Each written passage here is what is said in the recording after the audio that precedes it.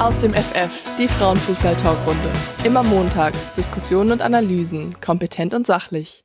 Zu den Spieltagen der Google Pixel Frauenbundesliga, der Women's Champions League, der Frauenfußballnationalmannschaft. Wir freuen uns.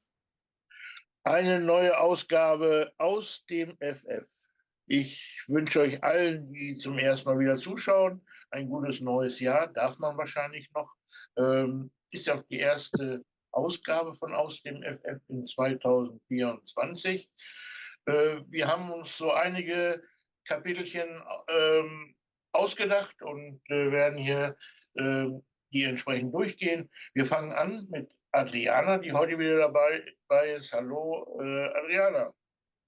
Hi, wieder da Schön, zu dass du sein. da bist. Und du kannst gleich den Einstieg machen. Und zwar hast du mit der Helene einen Artikel verfasst, Aufstockung der Frauenfußball-Bundesliga, Pro und Contra. Wenn du vielleicht den Zuschauern kurz erklärst, was da so im Artikel drinnen steht, und dann beteiligen wir uns ein bisschen an der Diskussion. Ja, geht hier gleich mit einem sehr polarisierenden Thema los, würde ich sagen. Ja, Aufstockung der Frauen-Bundesliga. Aktuell haben wir, wie wahrscheinlich die meisten Zuschauer wissen, 12 Mannschaften. Bei den Männern in der Bundesliga haben wir momentan 18. Das heißt, da ist noch Luft nach oben, wenn man das so direkt vergleichen dürfte. Im internationalen Vergleich ist es in England genau wie in Deutschland auch mit 12 Mannschaften. In Italien sind es nur 10, in Frankreich sind es 12. Nur in Spanien sind wir, glaube ich, derzeit bei um den 16 Mannschaften, also mehr Ja, hier.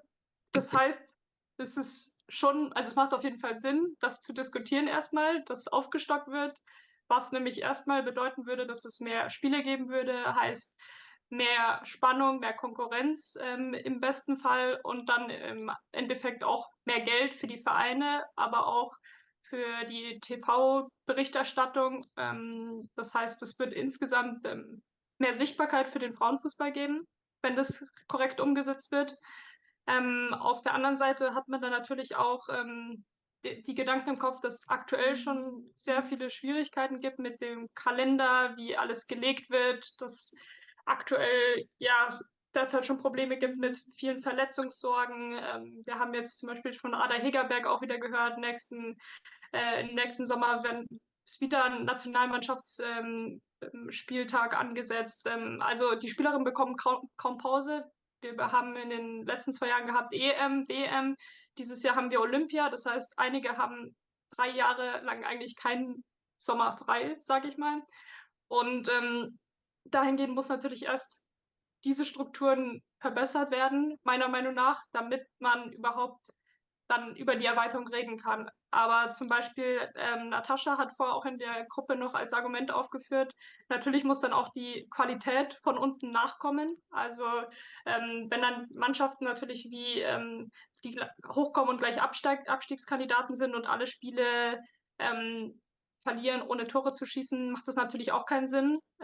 Das heißt, das muss strukturell langsam aufgebaut werden, aber man muss natürlich im Hintergrund gleichzeitig noch behalten, dass in anderen Ligen schon diese Pläne gibt, dass aufgestockt wird. Das heißt, man darf im internationalen Vergleich auch nicht zurückfallen. So, das ist jetzt erstmal viel auf einmal. das war also ein bisschen die Inhaltsangabe von mehreren Seiten Artikel, der sehr interessant geschrieben war. Ähm, Du hast jetzt schon die Belastung mit eingebracht. Dann war auch gesagt worden, dass mehr Spiele, mehr Sichtbarkeit damit verbunden ist, natürlich auch mehr Geld, mehr Sponsoreninteresse. Da gehe ich überein. Mehr Spiele ähm, ist sicherlich ganz gut. Für die Kritiker wiederum die Belastung und die Verletzungsgefahr ist natürlich dann erhöht. Es steht auch drin, dass ja, dass viele Mannschaften für nichts spielen, also die keine Chance auf einen Titel haben, sondern nur quasi um Abstieg bzw. im Mittelfeld irgendwo dann spielen für die goldene Ananas. Und das wäre sicherlich nicht gewollt. Und deswegen haben wir auch schon öfter hier ins Spiel gebracht, dass man vielleicht den vierten Platz damit ja, untermauert, indem man vielleicht den Europacup, der Pokalsieger oder sowas dann mit einschließt. Wie seht ihr das, Charlotte und Andreas? Fangen wir mit Charlotte kurz an. Ähm, Was sagt euch der Artikel? Also zum einen muss man, denke ich, sagen, dass eine Aufstockung frühestens in 2 Jahren, wenn der Fernsehvertrag, der jetzige ausläuft, überhaupt in Frage kommt. Das ist das eine. Zum anderen, also ich persönlich würde es befürworten, wenn wir um 2 Mannschaften aufstocken würden. Gleichzeitig müsste aber auch sich im unteren Bereich was tun, sprich in der zweiten Liga. Und was für mich noch wichtiger ist, es müsste eine Art dritte Liga geben oder eine maximal zweigleisige Regionalliga, um da auch mehr, ja, oder einen anderen Wettbewerb da zu haben, dass vielleicht auch Mannschaften hochkommen, die nicht gleich zur Schießbude in der ersten Liga werden oder auch was aus der Regionalliga in die zweite Liga kommt. Vielleicht könnte man dann auch das abschaffen und momentan tut sich ja vielleicht auch ein bisschen selber abschaffen gerade die zweiten Mannschaften. Im Moment stehen 3 von 4 Zweitmannschaften im untersten Bereich in der zweiten Liga. Und wenn eine gewisse Qualität auch in einer zweigleisigen Regionalliga wäre, würde das sicherlich auch gut tun, wenn da zum Beispiel die zweiten Mannschaften spielen und in der zweiten Liga keine Zweitvertretungen mehr sind, was ja auch viele fordern. Und Mhm. damit, glaube ich, würdest du auch eine andere Qualität in die zweite Liga bekommen und damit auch eine andere Qualität in den Aufstieg rein in die erste Liga. Also letzte Woche bei der Pressekonferenz Wolfsburg hat Tommy Stroth in etwa das gesagt. Er fände es gar nicht mal so dramatisch, wenn Wolfsburg 2 absteigen würde. Und zwar mit folgender Begründung. Im Augenblick verteidigen sie nur und versuchen Punkte zu ergattern. Wenn sie absteigen würden, dann würden sie auch mal nach vorne spielen. Und das wäre eigentlich die Philosophie von Wolfsburg, dass man das Offensivspiel äh, ja, propagiert im Verein und auch spielen möchte. Und das würde dem entgegenkommen. Man muss noch dazu sagen, wir haben ja auch jetzt schon eine Ungleichheit in der zweiten Liga, in dem die Zweitvertretung ja eine U20 im Endeffekt ist, ja, also altersbeschränkt ist. Da dürfen ja nur maximal 3 über 20 mit auf dem Platz stehen. Und Mhm. das könnte man damit auch aufweichen oder verändern oder würde sich damit verändern, dass da auch in der zweiten Liga gestandenere Mannschaften dann auch insgesamt spielen Okay. würden. Andreas, mehr Spiele, mehr Sichtbarkeit, mehr Belastung. Hatten wir schon öfters drüber gesprochen. Wie siehst du die Aufstockung der ersten Bundesliga? Grundsätzlich bin ich für eine Aufstockung. Ich sehe natürlich die Gegenargumente, die ja jetzt mehrfach schon gefallen sind. Und klar, die Aufstockung kann nicht von heute auf morgen kommen. Geht ja auch gar nicht organisatorisch. Wenn man die jetzt irgendwann im Laufe dieses Jahres in die Planung nimmt, dann wird die ja frühestens in 2 Jahren umgesetzt oder in 3 Jahren. Deswegen muss man mit der Planung rechtzeitig anfangen. Ich meine, wir haben jetzt die neue Reform von der Champions League ja auch, die dann erst in der übernächsten Saison greift. Wenn wir immer nur sagen, nein, das können wir im Moment noch nicht und die Konkurrenzfähigkeit ist nicht gegeben, wenn dann die Aufsteiger sieht man ja, die gehen dann gleich wieder runter. Ja, jetzt, aber wir müssen jetzt anfangen zu planen. Jetzt planen für eine Aufstockung in 2 Jahren oder wann auch immer. Und ein wichtiger Schritt ist die Professionalisierung im Unterbau voranzutreiben. Die zweite Liga muss professioneller werden. Und wir müssen einfach auch sehen, dass wir die Durchlässigkeit nach oben möglich machen, dass eben Vereine wie Dortmund, Schalke, Stuttgart, die investieren wollen in den Frauenfußball und die da auch dran arbeiten, Schritt für Schritt nach oben zu kommen, dass die auch die Möglichkeit haben, auf eine absehbare Zeit dann zweite Liga, erste Liga spielen zu können. Also grundsätzlich bin ich dafür, aber natürlich auch dieses Argument mit der Belastung ist ja eins, das ich auch oft bringe.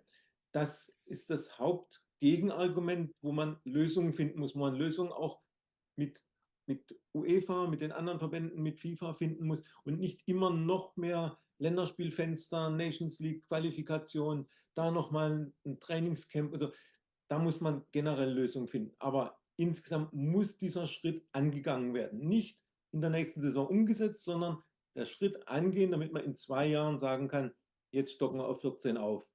Da wäre ich dafür. Adriana, jetzt habt ihr auch geschrieben, dass einige attraktive Vereine nach oben kommen, nach oben streben, hat der Andreas ja auch ganz kurz schon erwähnt. Borussia Dortmund, Schalke 04, Mainz 05. Ich habe zum Beispiel jetzt das Hallenturnier gesehen mit der Nachwuchsmannschaft. Also da ist Potenzial. Da sind auch noch andere Vereine, Dortmund, könnten Hamburg die, klopft jetzt schon Hamburg oben klopft, an. Hamburg klopft oben an, könnten die so ein bisschen diesen Druck auch wirklich vielleicht ausüben, dass auch gestoppt wird? Ja, ich glaube auf jeden Fall, weil ich meine, allein wenn man die Namen schon hört und die auch aus der Männerabteilung kennt, dann hat das schon eine große Strahlkraft auch für junge Talente, die dann vielleicht normal gar nicht anfangen würden mit Fußball, die dann nur, weil eben ihr Lieblingsclub oder der von den Eltern Ja. existiert, da dann wirklich auch anfangen, Fußball zu spielen. Und ich glaube, das ist dann natürlich auch extrem wichtig, dann um nachhaltig denken zu können im Frauenfußball, weil das Allerwichtigste, bevor wir überhaupt über Erweiterung und so weiter nachdenken, ist, dass man sicher ist, dass es den Frauenfußball weiterbringt und nicht wieder einen Schritt zurückgeht und dass dann wieder, was weiß ich, die zweistelligen Ergebnisse kommen und in die Richtung. Aber was ich nicht glaube. Aber da muss man eben auch in die Jugendbereiche muss man anfangen zu investieren. Und ich finde, da ist es eine sehr gute Entscheidung, dass eben diese Vereine auch mittlerweile und auch von unten anfangen, sag ich mal, und sich hocharbeiten. Aber man muss da eben dann auch ein bisschen jetzt abwarten, bis sie sich hochgekämpft haben. Und wir sind im Frauenfußball, finde ich, das so ein bisschen gewohnt, dass sich dauernd irgendwas tut, dass alles von Saison zu Saison gibt es eine Steigerung, aber ich glaube, wir sind auch an so einem Punkt angelangt, wo wir einfach mal es laufen lassen müssen, sage ich mal, dass einfach die Qualität wird besser werden. Es wird sich etwas mehr ergeben, aber gleichzeitig müssen die Verbände schon richtig antizipieren, was in Zukunft passiert und nicht, ich sag mal, wie Beispiel FC Bayern Campus, da wo man denkt, ja, werden schon nicht so viele Zuschauer in der Zukunft kommen, sondern dann schon schlau denken und antizipieren, was eben passiert.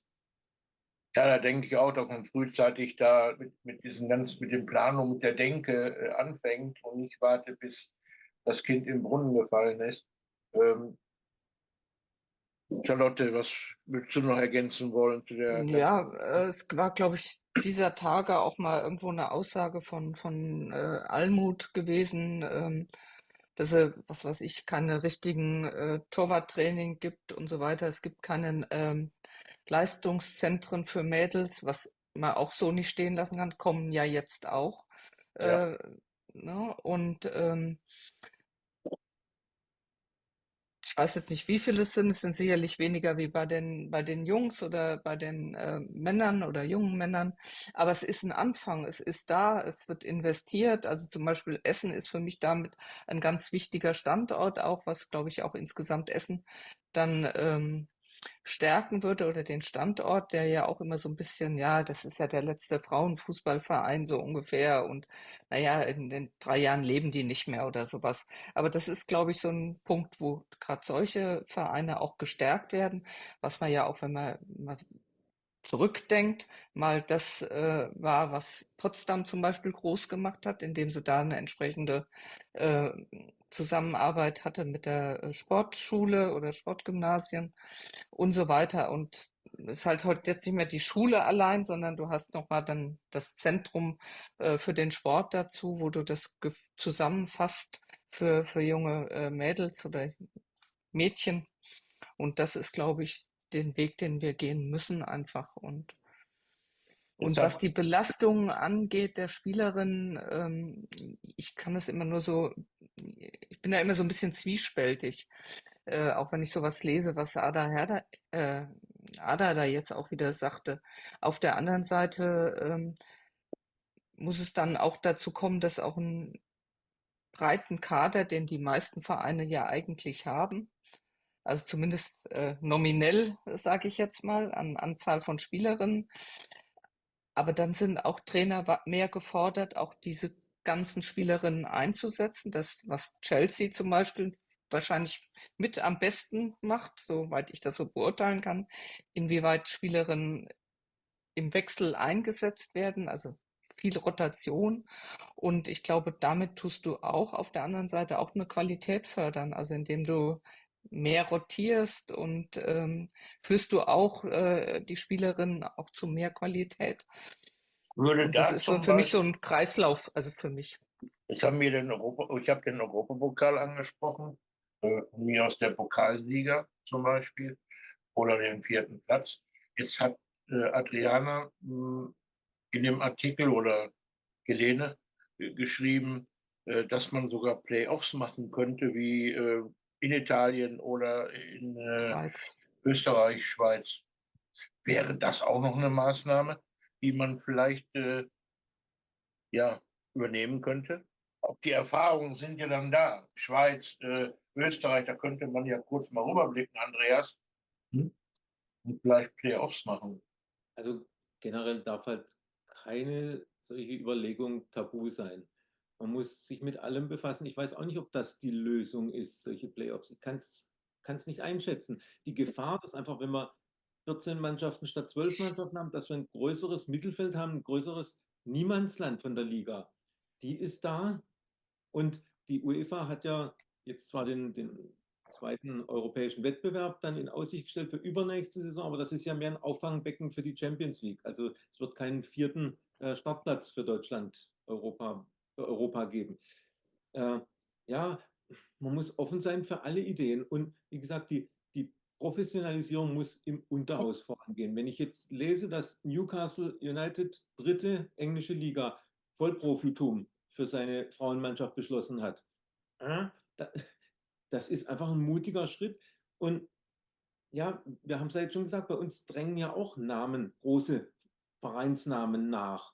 Und denen muss man auch die Möglichkeit eben geben, dass die Durchlässigkeit nach oben ist. Und ja, wenn wir eine erste Liga haben, in der auch Dortmund und Stuttgart und Schalke spielen, dann denke ich, ist auch nicht so tragisch, wenn die dann Sechster oder Achter sind und vielleicht mit der Meisterschaft nichts zu tun haben, im Abstieg auch nicht. Aber der Name zieht dann. Der zieht dann auch wieder Zuschauer. Also man muss unbedingt die Überlegung angehen oder die Planung, damit wir nicht in 2 Jahren sagen, ach guck mal, in England mit dieser Newcom, die sie gegründet haben, die sind uns jetzt nicht bloß 1, sondern 2 Schritte voraus. Ach, Frankreich und Italien haben ja auch die Schritte gemacht. Ach, jetzt sollten wir aber auch mal. Das darf eben nicht passieren. Deswegen meine ich, jetzt angehen, die Überlegung, damit wir es Ja, ja. in 2 Jahren aufstocken können. Und keine Überlegung, Playoffs oder was auch immer, darf da tabu sein. Und wenn es nur die Auf keinen Fall. Sache ist, ja. Adriana, ihr habt Playoffs ins Spiel gebracht, habt ihr nur ganz kurz in 2 Sätzen erwähnt. Ich hatte das schon mal vor langer Zeit mal irgendwann gebracht. Ist nicht so gut angekommen. Was habt ihr euch da für Gedanken gemacht zu den Playoffs? Also ich finde, grundsätzlich sollte man erstmal nichts ausschließen, das zu diskutieren, weil ich meine, wir reden ja oft vergleichen dann doch irgendwie den Frauenfußball mit dem Männerfußball, mit dem Modell. Und ich finde, da könnte man dann eben auch wieder irgendeine Art schaffen, wo der Frauenfußball sich abgrenzt und vielleicht auch auf positive Weise. Man weiß nicht, wie das angenommen werden würde, wenn es wirklich Playoffs geben würde, egal auch in welcher Weise. Deswegen sollten meiner Meinung nach sich die Experten oder diejenigen, die sich darum kümmern, die Verbände auf jeden Fall damit auseinandersetzen und auch Vor- und Nachteile überlegen oder vielleicht sogar eine Testsaison irgendwas in die Richtung machen und schauen, wie das eben auch bei Fans oder bei den Vereinen ankommt, um dann darauf basierend zu entscheiden. Weil wir haben jetzt zum Beispiel auch in Amerika, habt ihr, glaube ich, auch angesprochen, und wo das eben auch dieses feststehende Modell ist. Deswegen glaube ich meine, der Frauenfußball ist ja dazu da, um auch in gewisser Weise Denkweisen aufzubrechen. Und ich glaube, wenn man es nicht hier ausprobieren kann, wo dann? Also es könnte auch in gewisser Weise ein Alleinstellungsmerkmal werden. Ja, ich bin da absolut für. Ist sicherlich eine Möglichkeit mit Playoffs. Man könnte ja Experten aus Österreich und Schweiz mit deutschen Experten an einen Tisch setzen. Man könnte die Erfahrungsberichte sammeln von diesen Leuten, ob es Zuschauer sind, ob es Belastungen ist oder so, damit man gleich nicht, dass man nicht sofort, dass man dann nicht irgendwo im Nirvana eiert, sondern dass man wirklich mit Fakten konfrontiert wird und sagen kann, gut, das Playoff-System Österreich oder Schweiz, das gefällt uns oder hier gefällt es uns nicht. Das könnte man eventuell anpassen an die deutsche Liga. Auf jeden Fall würde ich dafür plädieren, dass man die Erfahrungen aus diesen Ländern dazu holt an einen runden Tisch. Was würde man sich vergeben? Ich glaube nichts. Gut, haben wir noch was zu dem Thema zu sagen? Ich denke mal, da kann man lange drüber diskutieren. Wir haben es jetzt auch noch ein bisschen ausführlicher diskutiert. Ich hoffe, dass es auch auf YouTube dann diskutiert wird in sachlicher Art und Weise und auch vielleicht in den Gruppen. Okay, Andreas, du hast lange geschwiegen jetzt. Du warst in England oder hast du es am Fernsehen gesehen? Nee, ich war in England das Wochenende, bin erst seit 2 Stunden oder so zurück, weil ich auch den Mittagsflug erst genommen habe. Ja, ich habe 2 Spiele live gesehen im Stadion. Zum einen mein Herzensverein Arsenal daheim gegen Everton 2-1 gewonnen. Ja, war, wie man so sagt, schwere Kost. Also am Ende zählt das, dass Arsenal die 3 Punkte behalten hat, aber ja, so richtig gutes Spiel von Arsenal war es nicht. Everton hat in der ersten Halbzeit einen Schuss aufs Tor abgegeben und das war wie so oft dann gleich ein Tor. Und in den letzten 10 Minuten hat Everton dann gemerkt, ach, wir liegen ja bloß mit einem Tor im Rückstand, vielleicht reicht es immer noch mal einen Schuss aufs Tor abgeben. Also dann hat man sich irgendwie heimgezittert und die 3 Punkte gewonnen. Aber war ein schönes Tor. Everton war ein schönes Tor. Schön freigespielt in der Gasse, schön verwandelt, reingelaufen in den Raum und dann gegen Zinsberger, die da rausgekommen ist, schön verwandelt. Ja. Rausgekommen und dann aber stehen geblieben und deswegen in der Kritik heißt es ja auch oft Frozen Manu, weil sie einfach wie eingefroren dann steht und keine wir wollen jetzt hier die Diskussion oder Torwartdiskussion von Arsenal nicht auf uns übertragen. Also es ist halt jetzt diese Saison schon oft passiert, dass wir 1 oder 2 Schüsse aufs Tor zugelassen haben und dann prompt ein Gegentor kassieren. Okay. Dann war ich Sonntag aber beim Spitzenspiel Chelsea gegen Man United. 3-1 für Chelsea. Überragend Lauren James, von der man charakterlich halten kann, was man will.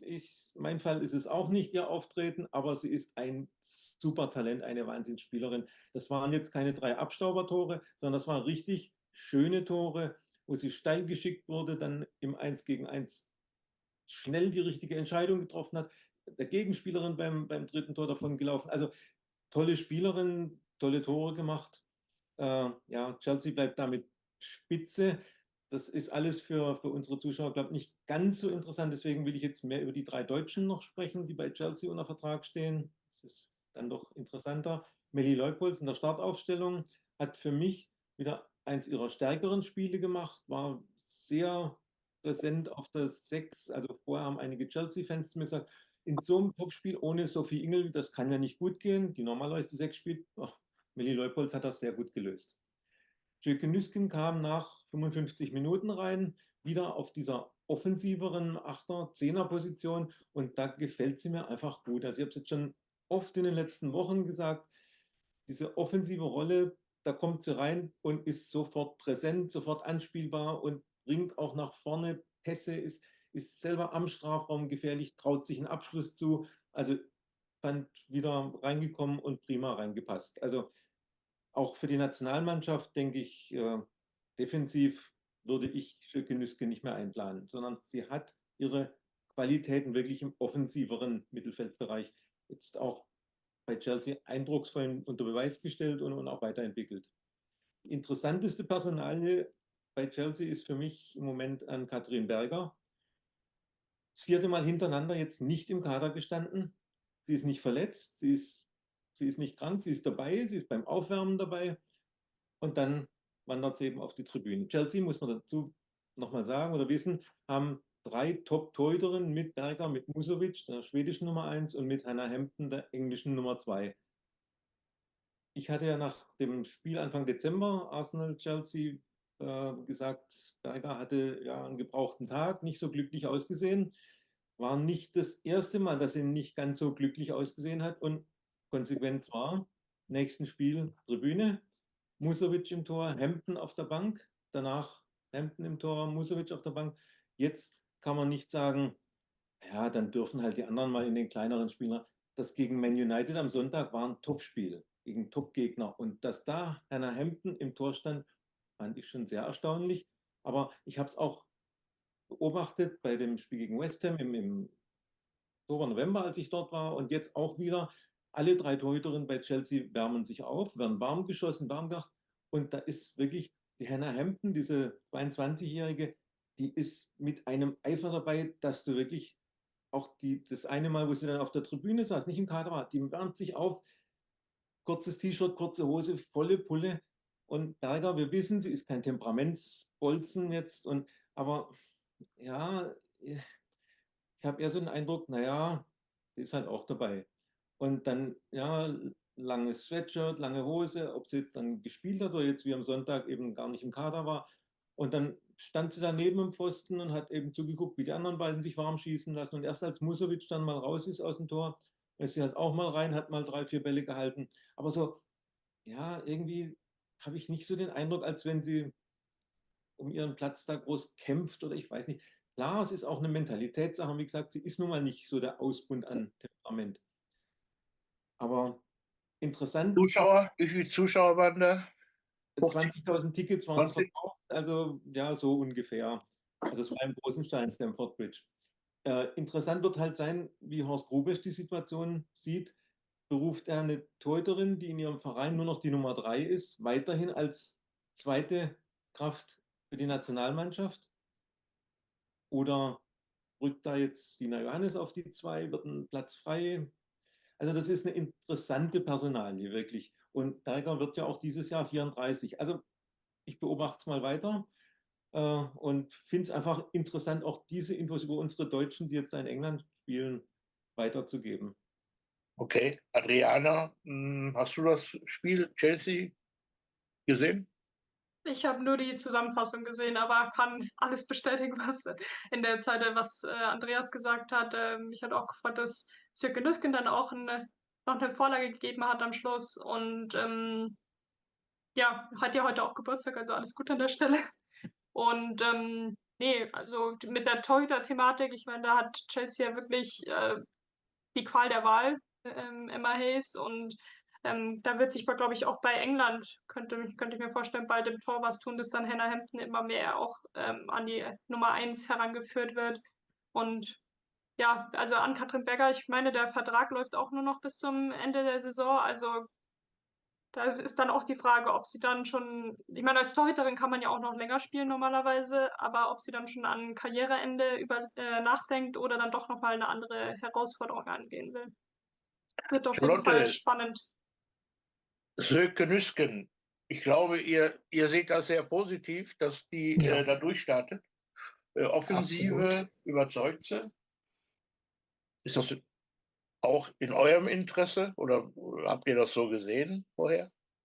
Also sie ist ja mal eigentlich mit der Prämisse mal zu uns gekommen damals nach Frankfurt, dass sie so spielen sollte. Dann kamen diese Wünsche von Nazio-Seite, dass sie dann mehr hinten gespielt hat. Und ich glaube, einer Emma Hayes ist dann auch sowas auch ein bisschen egal, was vielleicht ein Nationaltrainer möchte oder nicht. Beziehungsweise haben wir ja auch einen Wechsel.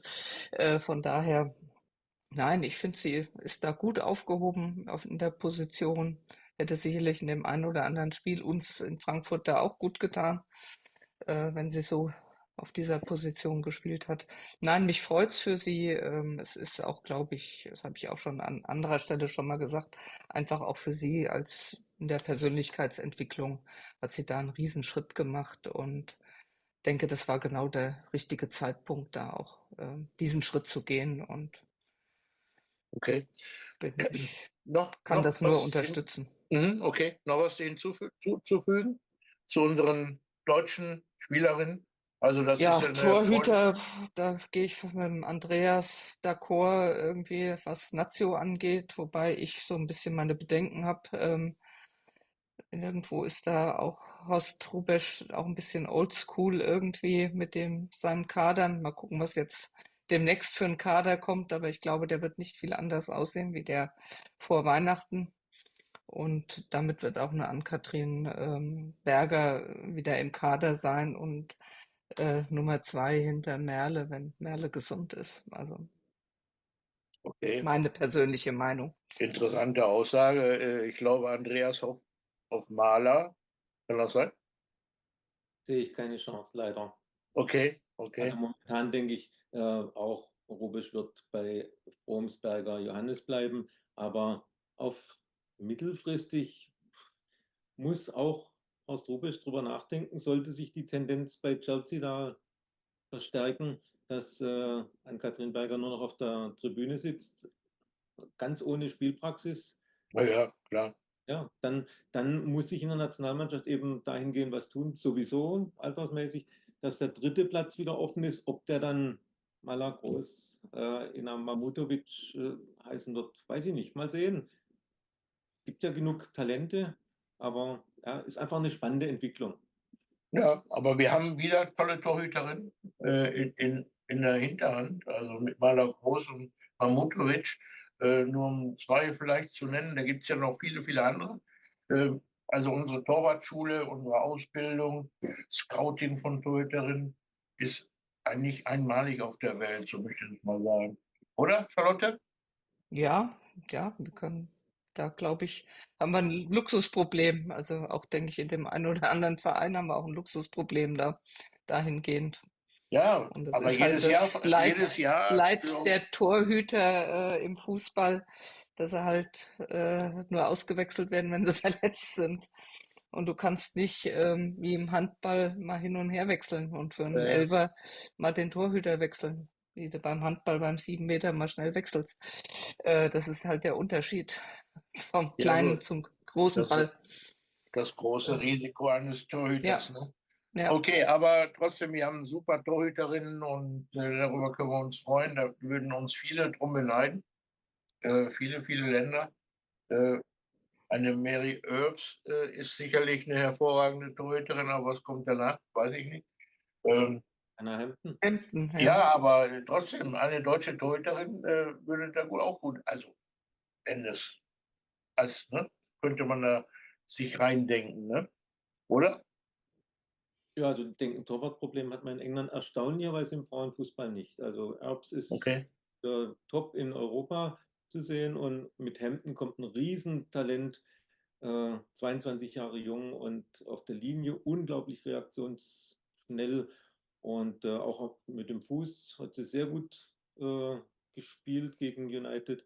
Sie ist zudem mutig bei Flanken, kommt raus. Natürlich macht sie noch Fehler, aber was willst du von einer 22-Jährigen? Kannst nicht erwarten, dass sie schon perfekt ist. Also da kommt ein Riesentalent nach und eigentlich Nummer 3 oder vorher sogar ja, 2 oder 1 war Ellie Roebuck, die bei Man City jetzt in Ungnade gefallen ist. Warum, weiß man nicht. Aber da ist jetzt mit Chiara Keating, eine 19-Jährige bei Man City als Nummer 1 aufgerückt. Auch da ein großes Talent. Also ein Torwartproblem hat man in England auch nicht.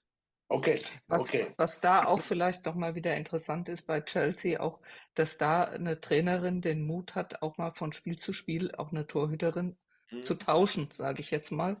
Egal, wer das jetzt ist, das macht kaum ein Verein, der jetzt mal ohne Not raus sagt, jetzt spielt in dem Spiel die und im nächsten Spiel die und im übernächsten spielt wieder, ne? Also da auch, ich weiß nicht, was sie dazu führt, diese Entscheidung zu treffen, ob das jetzt Belastungssteuerung ist oder zu sagen, ich stelle mich auf den Gegner ein.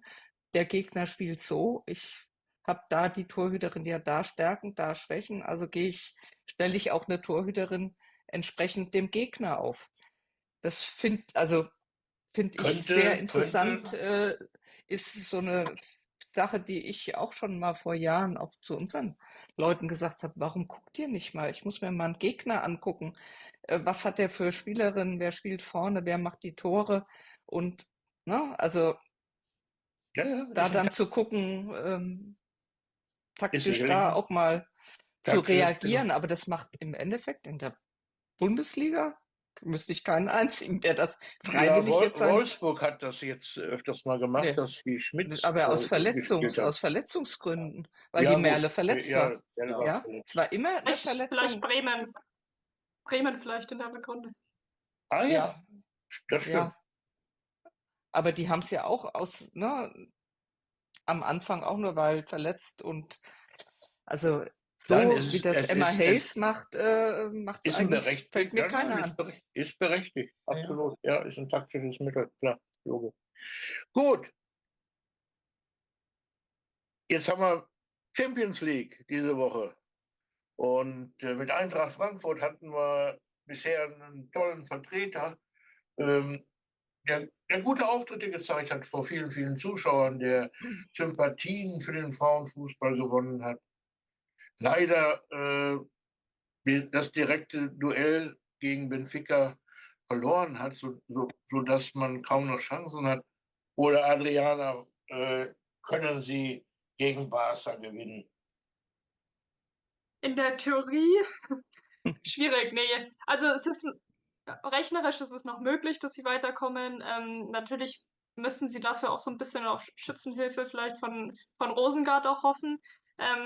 Aber klar, wenn da der FC Barcelona wieder gegen dich spielt und dann auch noch daheim, ich glaube, die haben seit 2019 oder so nicht mehr zu Hause verloren. Also das ist schon also eine krasse Statistik. Und ja, aber auf der anderen Seite hat Frankfurt auch nichts mehr zu verlieren, wenn sie da antreten. Also sie sind der Underdog und sie haben im Hinspiel schon gezeigt, also sie können ihnen wehtun, wenn sie im richtigen Moment eben treffen. Und deswegen komplett abschreiben würde ich es nicht, aber es wird einfach extrem schwierig. Andreas, ich habe letztes Jahr getippt, Barca verliert gegen Bayern München. Hm, Ich bin mir nicht sicher, ob ich das mit Frankfurt heute auch so halte. Was denkst du? Haben die eine Chance? Also sie spielen ja auch in Barcelona, aber jetzt mal ganz, ganz dumm gesagt, sie können eigentlich nur gewinnen, weil also zu verlieren haben die gar nichts. Wenn das Ding am Ende 4-0, 5-1 oder was ausgeht, dann sagt jeder, ja, ist doch normal und ja, klar, gegen Barcelona. Ja, und im Hinspiel hat man ja gesehen, die erste Halbzeit ging an Frankfurt. Warum nicht nochmal? Und ja, wenn man es schafft, eine Halbzeit dagegen zu halten und das Spiel offen zu halten. Wer weiß, ob Barca dann das Ding wieder drehen kann. Was ich jetzt als Nachteil für Frankfurt sehe, ist, dass sie ohne Wettkampfpraxis da in dieses Spiel gehen. Dadurch, dass das Pokalspiel auch ausgefallen ist, während Barcelona eben diesen Supercup oder Supercup. Cup, Ja, Supercup. ja, heißt eben dieser Supercup da in Spanien schon gespielt hat, also schon praktisch einen Wettkampf hatte. Ja, also von der Qualität und vom Kader brauchen wir uns nicht zu unterhalten. Barcelona klar Favorit, aber Frankfurt hat absolut nichts zu verlieren. Und ja, ich denke, die freuen sich alle auf das Spiel, die Frankfurterinnen. Und gegen diese Mannschaft antreten zu können. Und wenn sie einfach locker und mit Freude oder mit Spaß rangehen, ja, wie versuchen können sie es nicht. Also, Charlotte, ich habe mich früher auch gefreut, wenn ich gegen Schalke gespielt habe.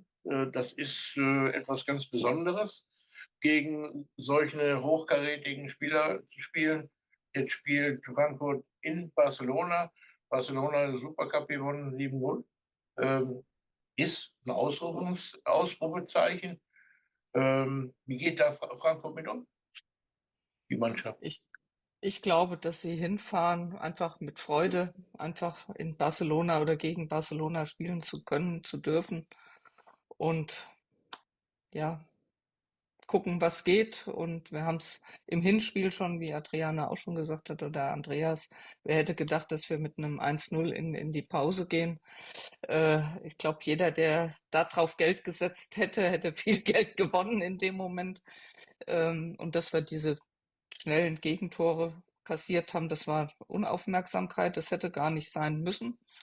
Und wenn sie das konzentrierter jetzt spielen, denke ich, ist ein bisschen was drin.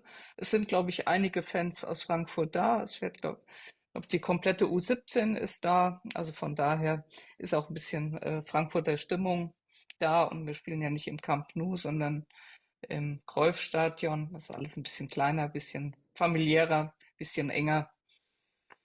Mal schauen. Naja, Also und ich dann haben gehe wir noch, positiv, also ich fahre positiv dahin und sag, gucken, was geht. Und wenn man jetzt überhaupt denkt und die Gruppe anguckt, ich glaube, es war allen eigentlich klar, oder mir war es zumindest klar, dass wir wahrscheinlich nicht in die Zwischenrunde kommen. Das war für mich eigentlich, ja, schon weil ich hatte Lissabon schon stark eingeschätzt. Einfach, das hat man letztes Jahr auch gesehen, wie Bayern sich schwer getan hat. Und von daher, ja, es wäre trotzdem, mehr drin gewesen. ihr habt trotzdem Deutschland Na gut gut, vertreten. genau. Ja, Und klar kann man sagen, wir hätten unsere Tore machen müssen gegen Lissabon, dann würden wir jetzt das nicht reden, dann wären wir vielleicht auch oder hätten wir eine größere Chance, in die Zwischenrunde nochmal zu kommen. Aber ich glaube, vor dem oder nach der Auslosung hat, glaube ich, keiner darüber groß nachgedacht, dass wir in ein Halbfinale oder sowas kommen. Also ich glaube, da haben wir eher positiv überrascht, also aus deutscher Sicht ja, gesehen. okay, okay. Ähm, aber wir müssen auch, sollten auch erwähnen, dass du und Natascha drüben, dass ihr drüben seid. Ihr werdet sicherlich die Mannschaft gut unterstützen. Die U17 hast du schon gesagt. Ich denke mal, vom Ja, Fanclub werden auch noch einige drüben ja. sein und werden dort übernachten und den Flug auf sich nehmen. Also ich wünsche euch viel Erfolg und ein gutes Spiel, ne, in Barcelona. Ja, dann Bayern München. Ihr spielt als nächstes. Wie sieht's aus? In, in Rom verlieren verboten. Eigentlich gewinnen ist schon fast ein Muss.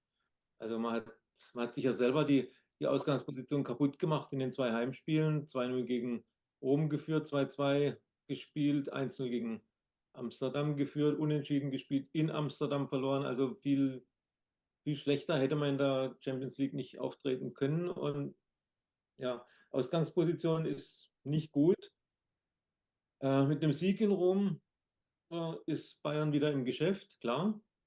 Aber alles andere macht's, ja, dann haben sie es nicht mehr in der eigenen Hand. Klar, man hat noch das Heimspiel gegen PSG, hat dort gewonnen, würde bei einem Unentschieden gegen PSG wiederum den direkten Vergleich gegen die Französin für sich haben. Aber also auf solche Rechenspiele sich einlassen, Bayern muss eigentlich nach Rom fahren und sagen, wir sind die stärkere Mannschaft, wir gehen dort auf Sieg. Und also verlieren, wie gesagt, ist verboten. Und von der Qualität her, und wenn ich auch an das Hinspiel denke, man hat Rom ja wirklich, weiß ich nicht, 60 Minuten beherrscht und hat dann irgendwie die Tür aufgemacht und hat es nicht fertig gekriegt, das 2:1 dann zumindest über die Zeit zu bringen. Also ja, aber Bayern war zuletzt ja, also mal vorsichtig gesagt oder freundlich ausgedrückt, in einer Krise. Ja, Amsterdam daheim, Amsterdam auswärts, Nürnberg. Also es lief dann nicht mehr viel zusammen. Deswegen hat die Winterpause hoffentlich gut getan, da auf Reset zu drücken. Pernilla Harder ist zurück. Clara Bühl sollte hoffentlich auch wieder zur Verfügung stehen, sodass man in der Offensive wieder Optionen hat. Ja, Magda Eriksson fehlt hinten. Mal sehen, wie schnell sich da die Linda Sembrand einfügt. Aber ja, ich denke, auch bei Bayern natürlich der Nachteil, auch da ist Pokalspiel ausgefallen. Man geht auch wieder ohne Wettkampfpraxis dahin, aber sie wissen, worum es geht. Und ich sag mal, Adriane, wie siehst du die Möglichkeiten von den Bayern? Ja, also sie müssen eigentlich die letzten beiden Spiele gewinnen. Das sollte der Anspruch sein. Ich glaube, von Anfang an war auch der Anspruch da, dass eigentlich um den Gruppensieg auch gespielt werden soll. Also die Möglichkeiten, also die Ambitionen sind da vom Team, vom Kader her auf jeden Fall. Und sie haben sich, finde ich, ein bisschen das Leben selbst schwer gemacht. Auch sehr viele knappe Ergebnisse eben gehabt und nicht auf ganzer Linie überzeugt. Gerade habt ihr auch schon angesprochen, gerade im Dezember, da wo sie gar nicht mehr irgendwie sie selbst waren, gefühlt. Und ich glaube auch, dass es extrem wichtig war, dass die Pause da war. Es hat sich ein bisschen so angefühlt, als wäre einfach die Luft raus und da müssen die Akkus aufgeladen werden. Deswegen glaube ich, dass auf jeden Fall deutlich mehr Energie und mehr Leidenschaft jetzt auch wieder dabei sein wird. Pernille Harder ist dabei. Bin gespannt, wie es in der Innenverteidigung wie der Alexander Strauß da aufstellen wird und wie sich das dann auch verhalten wird. Aber auf der anderen Seite muss man auch sagen, zwar hat Rom jetzt ein bisschen Spielpraxis schon sammeln können, aber sie haben auch gegen Inter Mailand jetzt in der Serie A verloren. Und Also gegen Turin im Cup. genau, also auch schon gegen Lina Magull, auch mit dem Erfolgsergebnis, Erlebnis im Ausland. Ja, also ich bin gespannt, aber finde von Bayern muss jetzt einfach klar 2 Siege kommen. Okay, also, dann wünschen wir beiden Mannschaften viel Erfolg, dass sie ja Frankfurt möglichst gut spielt, gut aussieht, sich nicht auseinandernehmen lässt, sondern zeigt, dass auch deutsche Mannschaften Fußball spielen können und Bayern München die Aufgabe erfüllt und dann in die nächste Runde einzieht. Ne? Gehen wir weiter, oder haben wir? Ich würde sagen, da machen wir mit Schluss mit der Champions League. Frage an euch: Es hat ja viele Wechsel gegeben. Was war für euch die größte Überraschung? Heute Maxi Rahl bekannt gegeben, dass er wechselt nach Amerika. Äh, Was war die größte Überraschung? Von welchem Verein oder welcher Verein hat sich verstärkt und möchte ganz gerne den Abstieg verhindern oder möchte eine bessere Rückrunde spielen? Wer möchte anfangen? Also für mich war an sich, dass Lina Magull beim FC Bayern nicht mehr zum Zug gekommen ist. Das war ja klar und sie hat extrem wenig Einsätze bisher in der Saison bekommen. Deswegen ist man nicht ganz überrascht, dass sie weggeht. Aber natürlich hat sie den Verein über Jahre lang geprägt. Deswegen war es, ja, glaube ich, trotzdem ein bisschen ein Schock für Fans vom FC Bayern. Und für mich war es auch ein bisschen überraschend, dass sie dann zu Inter Mailand geht, weil die aktuell nicht um die Champions League direkt spielen, um die Champions League Plätze. Weswegen das schon in gewisser Weise eher ein Downgrade, sage ich mal, für sie ist. Aber sie hat jetzt gleich in den ersten Spielen ja auch ihre Einsatzzeiten bekommen und glaube, dass es für sie persönlich auf jeden Fall ähm, die richtige Entscheidung war, gerade auch wenn man auch wieder Richtung Nationalmannschaft blickt und die Chancen, die sie da bekommt, Ja, auf die sie hofft. Deswegen ja, hoffe ich, dass sie da Erfolg haben wird und dann auch wieder zur alter Stärke zurückkommt. man muss auch ab und zu mal downgraden, um danach wieder abzugraden. Also Einsatzzeiten zeigen dem Nationaltrainer, dass sie wieder fit ist, dass sie am Spiel beteiligt ist, dass sie Vorlagen gibt, vielleicht auch demnächst irgendwelche Tore schießt, ihre Freistoßstöße wieder macht und so weiter und so fort. Also ich glaube, es war der richtige Schritt. Es war auch der richtige Schritt nach Mailand. Also ich persönlich wünsche ihr da alles Gute. Ähm, ja, wer hat noch eine Meinung zu den ganzen neuen Einkäufen, Verpflichtungen? Da sind ja einige Vereine ziemlich nach vorne geprescht, ne? Also ich würde auch noch sagen, wenn du fragst, was waren die großen Überraschungen? Natürlich Lina Magul hat mich als Bayern-Fan auch getroffen, aber aus ihrer Sicht eben ja der richtige Schritt. Und Feli Rauch, das hat mich auch total überrascht. Habe ich nicht damit gerechnet. Und dann auch Ja, USA. Also klar, auch aus ihrer Sicht wieder. Sie hat auch wenig Einsatzzeiten und nach Verletzungen so nicht mehr erste Wahl gewesen in Wolfsburg und war vielleicht auch absehbar, dass in der Rückrunde sie nicht groß verbessert, ihre persönliche Situation mit Einsatzminuten. Und bei Rauch gilt es gleich wie bei Magul. Sie haben eben Olympia im Hinterkopf. Ne? Sollte es mit der Olympia-Quali klappen, dann ja, dann können sie sich für den Kader nur anbieten, indem sie spielen und indem sie sich zeigen, mit mir ist zu rechnen oder ja, ich kann da gebraucht werden. Deswegen auch für sie verständlich der Schritt, aber ganz ehrlich, habe ich nicht erwartet und dass sie dann auch in die USA wechselt. Ob sie da dann unbedingt so sichtbar ist für den Bundestrainer, weiß ich nicht. Aber es ist auch wieder eine Tendenz jetzt zu sehen mit USA. Auch Maxi Rall geht in die USA.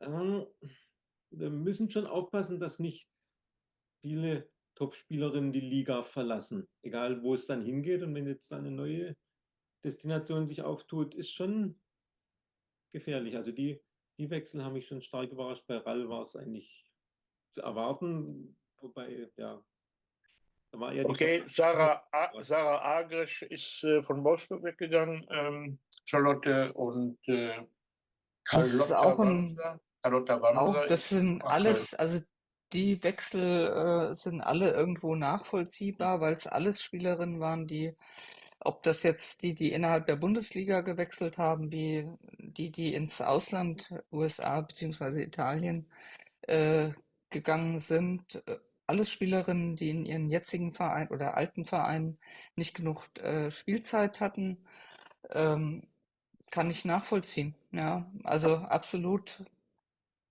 Sie wollen Bei Maxi Spielzeiten Rahl haben. hast du das Geldzeichen gerade Ja, so nee, gemacht. ich meinte das jetzt nicht auf Maxi Rall, sondern in dem Fall, wenn du so willst, auch auf Feli Rauch. Ich wollte damit sagen, USA ist auch davon attraktiver geworden, was Geld angeht.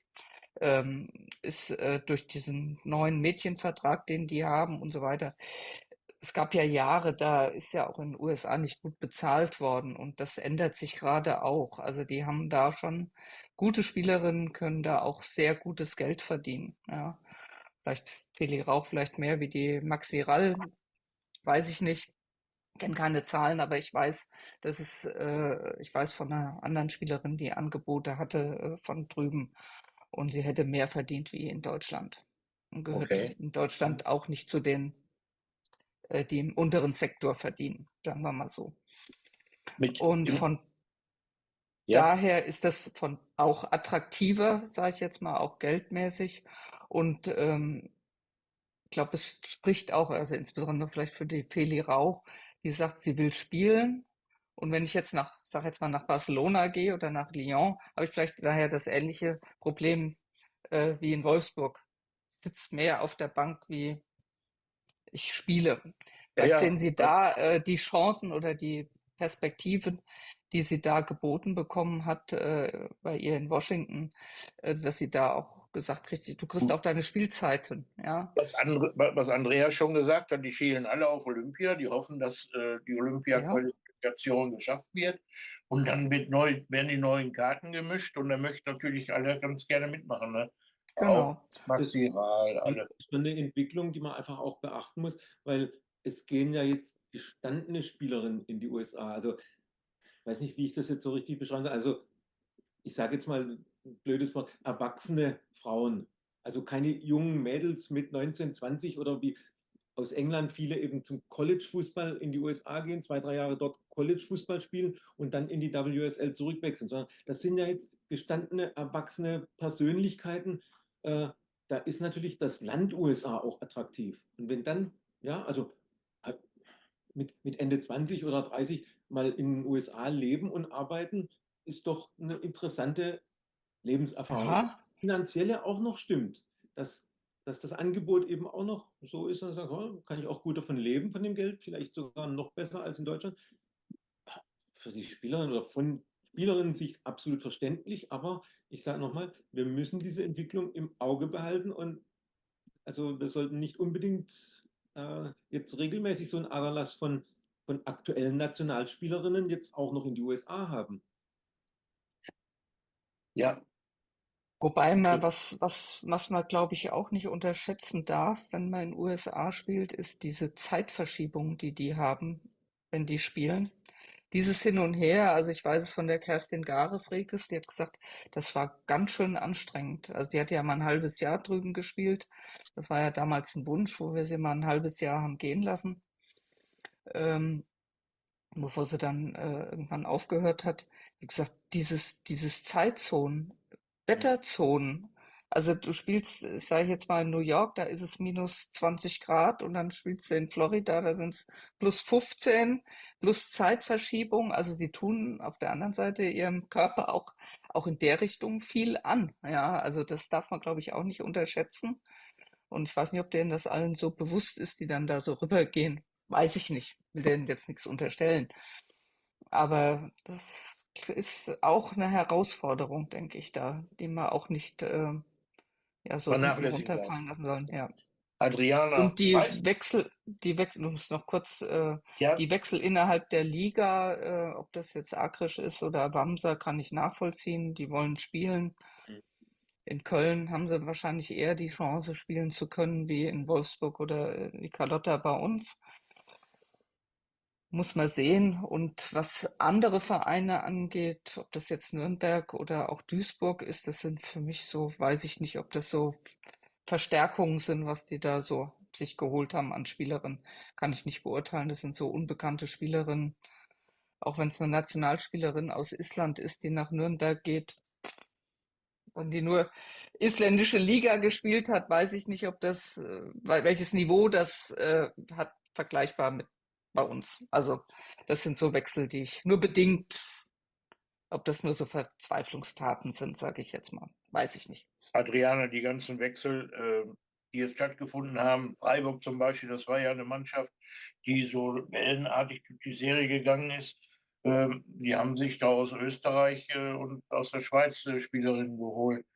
Hast du das nachverfolgen können, Freiburg? Ja, ich meine, Nationalspielerin Aline Kempel zum Beispiel. ja, ich meine, Freiburg, es wurde ja gleichzeitig auch bekannt, dass Janina Minge zum Ende der Saison Freiburg verlassen wird. Das heißt, die planen vielleicht auch schon eben mit potenziellen Mhm. Nachfolgerinnen. Das Ja. heißt, da muss auf jeden Fall auch was passieren, weil sie ja eine der besten Spielerinnen im Team ist, eine der wichtigsten auch, die schon sehr lange im Verein waren. Und es wird definitiv nicht einfach sein, sie zu ersetzen. Und wie du gesagt hast, da ist sowieso ziemliches Auf und Ab, da ist wenig Konstanz in den Ergebnissen drinnen und da ist wahrscheinlich schon dann auch wieder wichtig, dann jetzt eben wieder neue Spielerinnen auch möglichst schnell dann eben zu integrieren, damit dann schnell auch ein Ersatz gefunden werden kann und dann integriert werden kann. Okay, gut.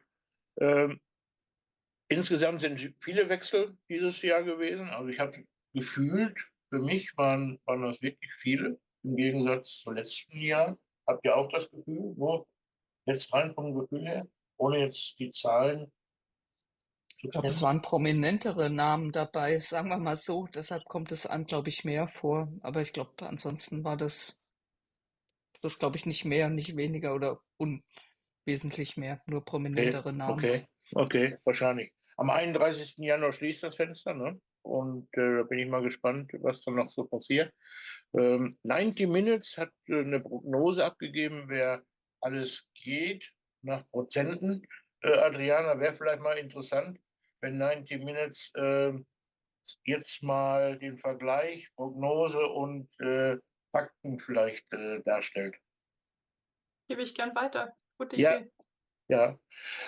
Okay, also haken wir das ab mit den Neuzugängen oder hat noch jemand einen besonderen Neuzugang oder eine Verabschiedung zu sagen? Also Maxi Rade wurde heute bekannt gegeben. Also auch da wünschen wir sicherlich viel Erfolg.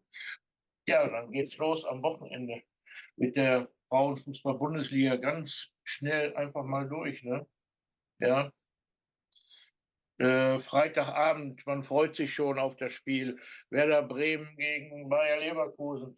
Werder Bremen die Überraschung der Saison. Bayer Leverkusen ist sicherlich auch nicht zu unterschätzen. Ne? Ähm, ein guter Anfang der Rückserie, Ja, der in Anführungsstrichen Rückserie. eigentlich beides Überraschungen der Saison. Beide haben eine tolle Vorrunde gespielt und das ist richtig schönes Auftaktspiel jetzt von Mhm. dem Spieltag. Also ich wollte mich da nicht festlegen, wer da die Favoritenrolle hat. Ich glaube, das gibt ein richtig schönes, gutes Spiel von zwei Mannschaften, die gut, also drauf sind kann man nicht sagen, weiß man ja nicht, aber die zuletzt gut drauf waren und überrascht haben. Ja, also muss ich ganz ehrlich sagen, also von Leverkusen bin ich schon überrascht und Werder Bremen, dass dieses Jahr so gut mitspielen, also mit 13 Punkten dastehen. Die standen ja meistens immer ziemlich weit unten. Ich glaube, dieses Jahr haben die da nichts mit zu tun mit dem Abstieg, Adriana. Na, okay, wenn sie so weitermachen, dann sieht es dahingehend sehr gut aus. Also die beiden Mannschaften sind ja auch, glaube ich, aktuell nur 3 Punkte auseinander, direkte Mhm. Tabellennachbarn. Das heißt, da könnte man auch entweder mehr Abstand gewinnen, beziehungsweise die andere Mannschaft sogar überholen. Leverkusen ist ja, finde ich, auch sehr gut in die Saison reingestartet und haben dann etwas nachgelassen hinten raus. Da bin ich gespannt, ob jetzt auch durch die Pause dann vielleicht wieder ja, da nochmal neue Energie freigesetzt werden kann. Und ja, wie gesagt, Bremen auf jeden Fall eine der größeren Überraschungen in der Liga. Und könnte mir gut vorstellen, dass es ein sehr enges und spannendes Spiel wird. Ja, 1-0 reicht schon für Bremen, dann wären die an Leverkusen vorbei. Da hätte Leverkusen 16, Bremen auch 16, aber im Torverhältnis wären sie besser. Ähm, ja, RB Leipzig geht es dann weiter gegen Freiburg. RB Leipzig hat sich ein bisschen äh, verstärkt, aber auch nicht jetzt irgendwie namhaft. Freiburg haben wir gesagt, hat sich ein bisschen ergänzt, hat vielleicht schon geplant für die neue Serie. Ähm, was traut ihr RB Leipzig zu Hause zu? Keine Meinung? Das ist so ein Spiel, was, glaube ich, in beide Richtungen irgendwie ausgehen könnte, irgendwie. Also, Okay. so wie Bremen ist da untergegangen in Leipzig. Das kann aber auch genauso gut andersrum sein. Also, ich glaube, das ist Okay. Keine, so ein. keine andere eine Meinung dazu. Dann kommen wir zu Bayern gegen Hoffenheim. Bayern nach dem Champions League-Spiel dann gerade ausgerechnet gegen Hoffenheim, die sich natürlich auch erhoffen, dass sie oben angreifen. Ne? Wie sieht's der Andreas? Wird schwer. Schwierig, Hoffenheim, schwieriger Auftakt. Hoffenheim sicher einer der stärkeren Gegner, die man da kriegen kann. Und das eben in diesem Champions League-Sandwich. Ne? In Rom, dann daheim gegen Hoffenheim und 3 Tage später schon zu Hause gegen Paris. Also schwierig und ich kann nur hoffen, was wir vorhin auch schon gesagt haben, dass diese Winterpause arg gut getan hat. Äh, ja, der Kader auch wieder ein bisschen breiter ist, dass Verletzte zurück sind und ja, es wird davon abhängen, auch wie man in Rom spielt.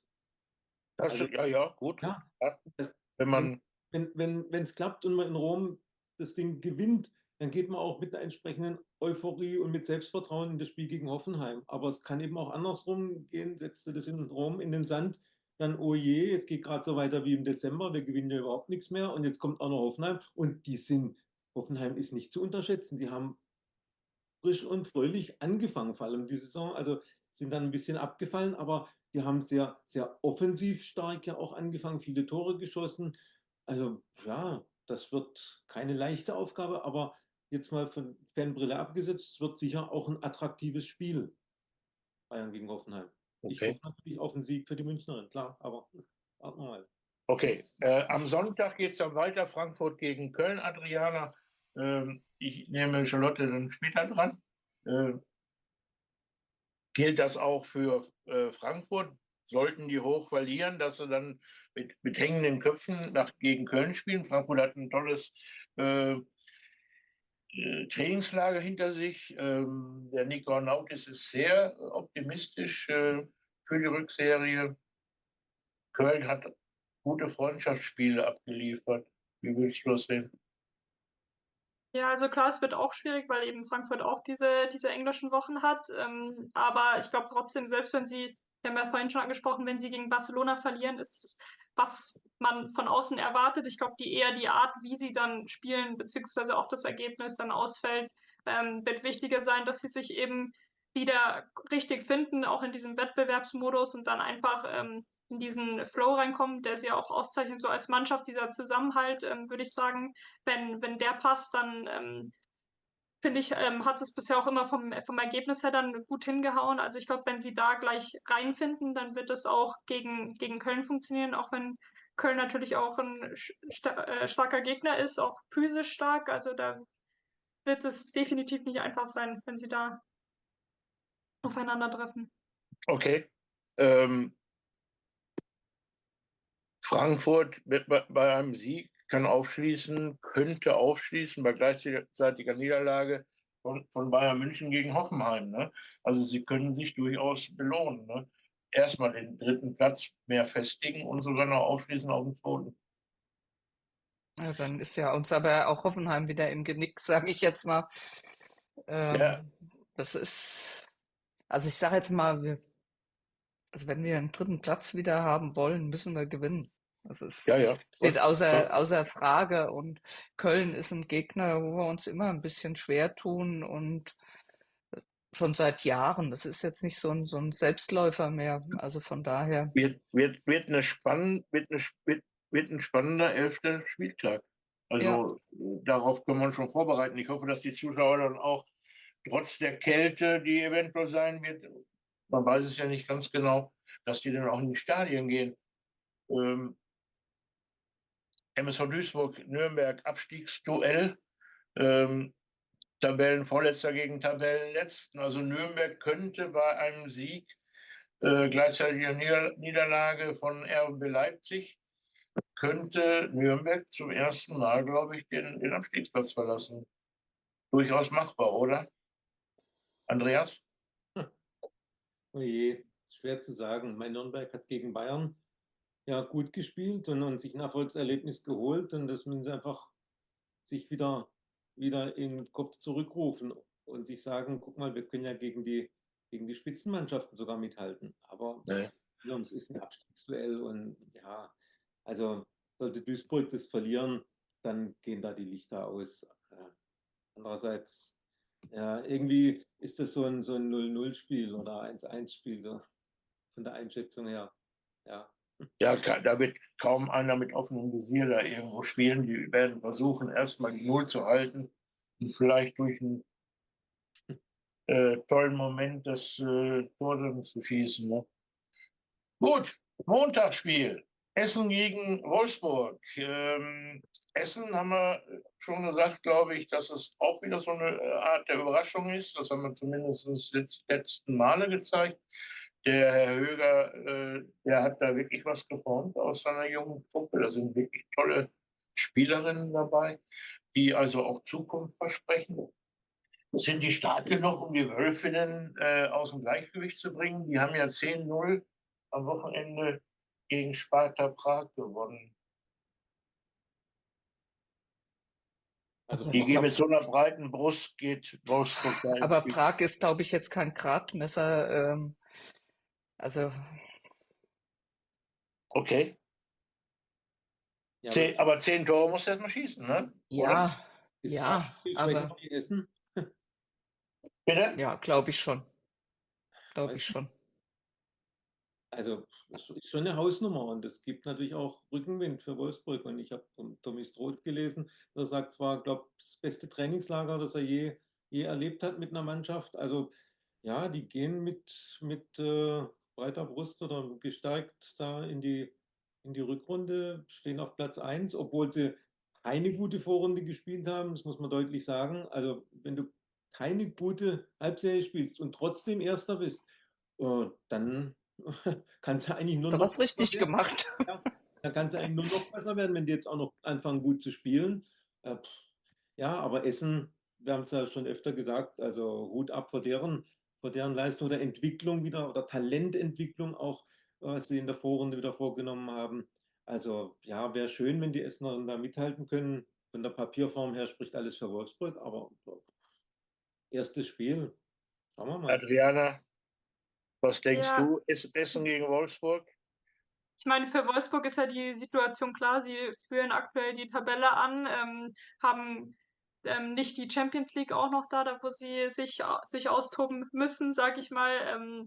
Und gerade jetzt müssen sie die Chance nutzen, wenn sie eben auch, wenn bei Bayern die Möglichkeit besteht, dass sie vielleicht wieder Punkte lassen gegen Hoffenheim, dass sie sich dann noch weiter absetzen könnten durch einen Sieg.